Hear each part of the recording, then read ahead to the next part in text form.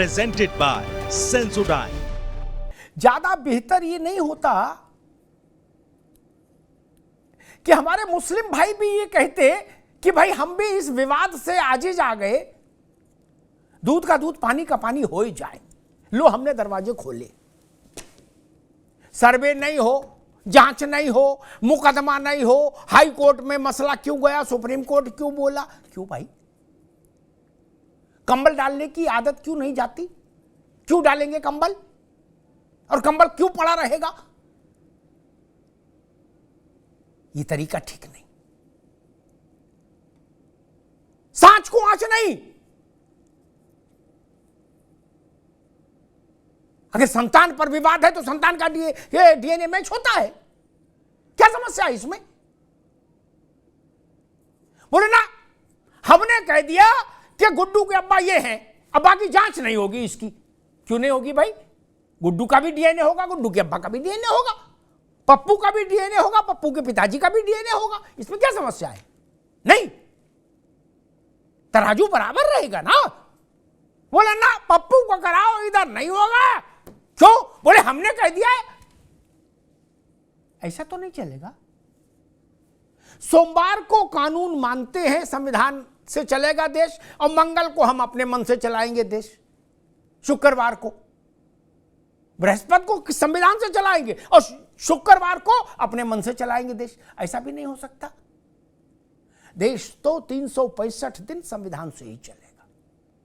मेरे मित्र दानिश भाई ने कहा कि कोई भाई ऐसा फैसला दे सकता है क्या? अदालत कैसी बात कर रहे हो? कुछ अदालत की हैसियत है क्या?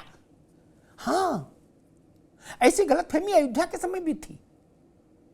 हिंदुस्तान की अदालत की तो बहुत हैसियत है मित्र। हिंदुस्तान की अदालत ने जहां से फैसला आज आया है ना ज्ञान वापी का, उसी अदालत ने, एग्जैक्टली उसी अदालत ने, इलाहाबाद हाई कोर्ट ने हिंदुस्तान की प्रधानमंत्री को बेकुर्सी कर दिया था, याद रखिए। और प्रधानमंत्री भी देवी गौड़ा गुजराल नहीं थी, वो श्रीमती इंदिरा गांधी, उनको पैदल कर दिया था। इसलिए इस गलतफहमी में भी नहीं रहे कोई कि क्या कोर्ट की हैसियत है। बहुत बड़ी हैसियत है मित्र। और हिंदुस्तान में 1-8% कोई लोग हो जो दानिश भाई की तरीके से गुस्से में आ जाए, अलग बात है। 99.9% आदमी सिर झुका के फैसला मानेगा। मैं कुछ लोगों की बात नहीं करता, कुछ 100,000, 2,000, 10,000, 50,000 आदमी, बाकी पूरा देश।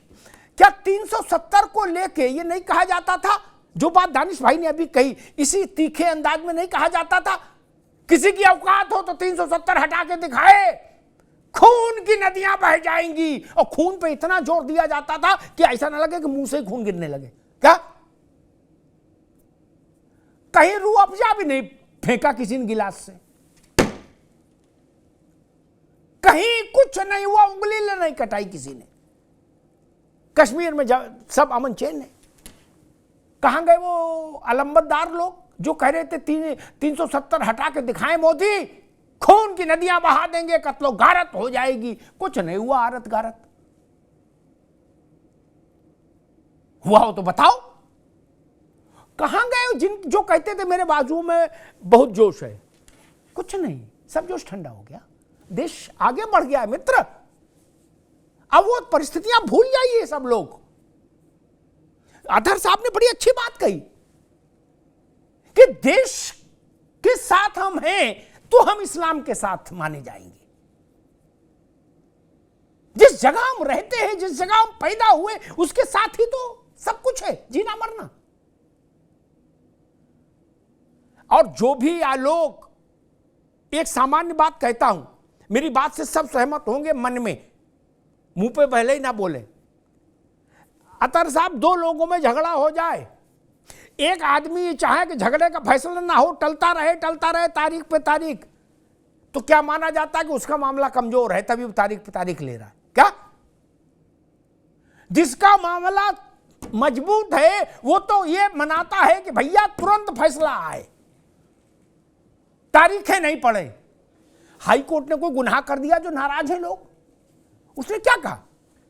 उसने कहा कि 2 चीजें एक साथ नहीं हो सकती, मंदिर और मस्जिद। इसकी मूल प्रकृति पता लगनी चाहिए, ये मंदिर है कि मस्जिद, बस यही तो कहा। इसमें हंगामा क्यों है? और मथुरा की भी मूल प्रकृति पता लगनी चाहिए कि इतने छोटी सी जगह पर घुसा के बिल्कुल मस्जिद क्यों बनी? ईदगाह, क्या ईदगाह के लिए जमीन नहीं थी मथुरा में? आगरा तो राजधानी थी, जमीन की क्या कमी थी? जिले लाही के लिए, आलमगीर के लिए वहीं क्यों बनाई? क्या रजिस्ट्री कराने का पैसा नहीं था? किसी बात कर रहे हो?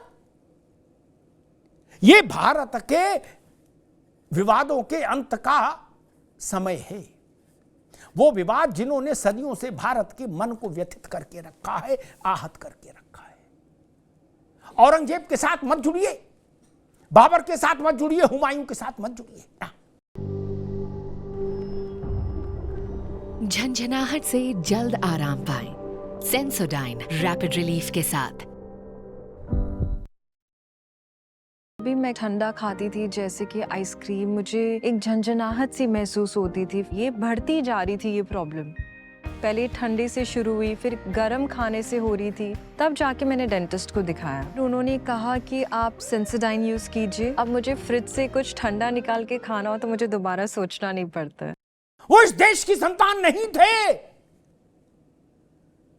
जो इस देश में पैदा हुए उनके साथ जुड़िए। ठीक कहा संजय ने, बाबर के खिलाफ हम हैं और होंगे। कल को कोई आके खड़ा हो जाएगा, कहेगा नादिर शाह को भी नमस्ते करो, अब्दाली को भी नमस्ते करो। नहीं, हम बाबर के भी खिलाफ हैं, अब्दाली के भी विरुद्ध हैं, औरंगजेब के भी खिलाफ हैं। हम अब्दुल कलाम आजाद के साथ हैं।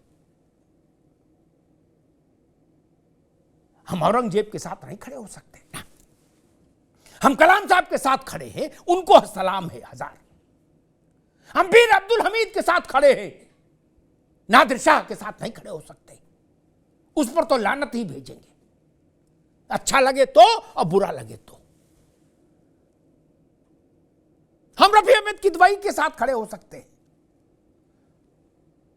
लेकिन आप कहें कि खिलजी के साथ खड़े हो जाओ, नहीं, संभव नहीं।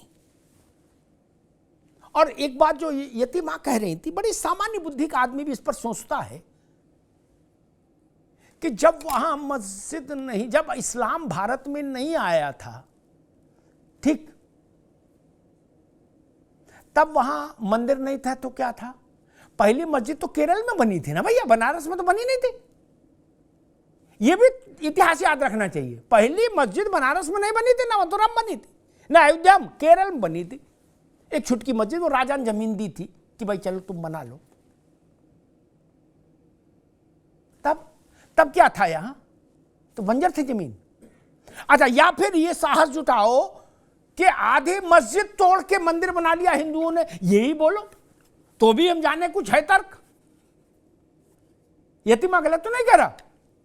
या तो आपने आधा मंदिर हड़प कर लिया हमारा हिंदुओं का, या फिर ये बोलने का साहस जुटाओ कि आप पूरी मस्जिद थी ये 13 एकड़ में 10 एकड़ हिंदुओं ने कब्जा कर ली, गिरा दी, और 2.7 एकड़ ही बची मथुरा में ईदगाह। ये बोलो ना, कोई बोला है आज तक? फिर तो क्या माना जाए? ऐसा तो हो नहीं सकता कि गंगा और जमुना ने मिलके ये बंटवारा कर लिया। नहीं नहीं, गंगा जमुना संस्कृति टाइप की बातों का तो मसला है नहीं ना मित्र। ये थ्योरी नहीं, ये तो प्रैक्टिकल है। आंखों से देखकर कोई भी कह देगा कि भाई ये खपड़ी पर क्यों मस्जिद खड़ी की आपने इतना सटा के? इत्मीनान से दूसरी जगह बड़ी मस्जिद बनाते, आपने छोटी मस्जिद क्यों बनाई? नहीं, छोटी ईदगाह क्यों बनाई? आप कहिए, साहस है तो कहिए और प्रमाण लाइए कि हमारी ईदगाह तो 100 एकड़ की थी, ये हिंदू ले गए। बोलिए ना, आप बोलिए कि हमारी जो बनारस में मस्जिद थी, ज्ञानवापी मस्जिद है, पटना तक थी, ये तो फिर कॉलोनी काट दी हिंदुओं ने। बोलिए, तब भी तो समझ में आएगा आप कहां खड़े हैं।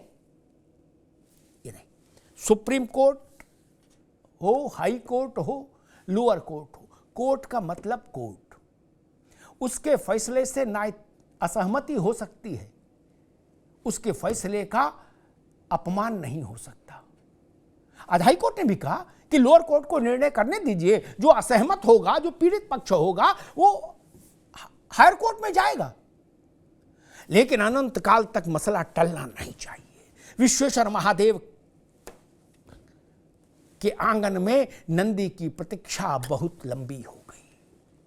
अब नंदी की प्रतीक्षा समाप्त होनी चाहिए। ये वाद भी विश्वेश्वर महादेव विराजमान के नाम से है, व्यक्ति के नाम से नहीं। मथुरा में भी जो वाद है वो केशव देव के नाम से है।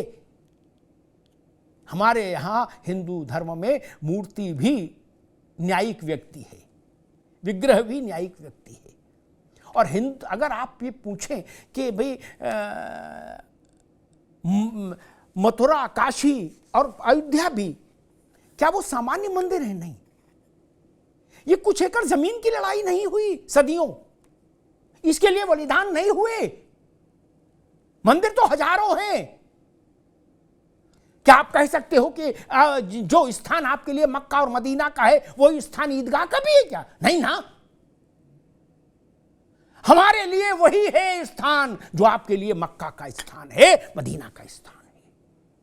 हमारे लिए मथुरा, काशी, अयोध्या का वही स्थान है। इसलिए ये केवल मंदिरों का विषय नहीं, ये भारत की आत्मा का विषय है, भारत के आत्म तत्व का विषय है। इसलिए आज मैं कह रहा हूं कि बनारस में एक नया सूर्योदय हुआ है। इस सूर्योदय के पूर्ण वैभव की प्रतीक्षा करिए।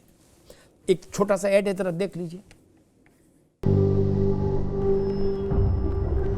झंझनाहट से जल्द आराम पाएं। सेंसोडाइन रैपिड रिलीफ के साथ। जब भी मैं ठंडा खाती थी, जैसे कि आइसक्रीम, मुझे एक झंझनाहट सी महसूस होती थी। ये बढ़ती जा रही थी ये प्रॉब्लम। पहले ठंडे से शुरू हुई, फिर गर्म खाने से हो रही थी। तब जाके मैंने डेंटिस्ट को दिखाया। उन्होंने कहा कि आप सेंसोडाइन यूज़ कीजिए। अब मुझे फ्रिज से कुछ ठंडा निकाल के खाना हो तो मुझे दोबारा सोचना नहीं पड़ता है। जो लोग मथुरा और ज्ञानवापी पर ताल ठोक रहे हैं, उनसे मैं एक निवेदन और करूंगा इस बहस के समापन पर। उन पर जब फैसला आएगा तब आएगा। आपको धुन्नीपुर गांव में जो जमीन दी गई है मस्जिद के लिए अयोध्या में, आप वहां 2 कट्टा सीमेंट का लेके और 100 ईंट लेके तो जाइए, वहां मस्जिद बनवाइए, कुछ सेवा करिए धर्म की। नहीं, आप वहां क्यों नहीं जाते? हैदराबाद से जहाज पकड़िए, धुन्नीपुर जाइए और वहां मस्जिद बने, इसमें कुछ योगदान दीजिए। धुन्नीपुर की मस्जिद खाली पड़ा है प्लाट, और आप मथुरा और ज्ञानवापी की लड़ाई में कूद पड़ रहे हैं। ये दोहरा चरित्र नहीं चलेगा। धन्यवाद। झंझनाहट से जल्द आराम पाएं। सेंसोडाइन रैपिड रिलीफ के साथ। भी मैं ठंडा खाती थी, जैसे कि आइसक्रीम, मुझे एक झंझनाहट सी महसूस होती थी। ये बढ़ती जा रही थी ये प्रॉब्लम। पहले ठंडे से शुरू हुई, फिर गर्म खाने से हो रही थी। तब जाके मैंने डेंटिस्ट को दिखाया। उन्होंने कहा कि आप सेंसोडाइन यूज़ कीजिए। अब मुझे फ्रिज से कुछ ठंडा निकाल के खाना हो तो मुझे दोबारा सोचना नहीं पड़ता है।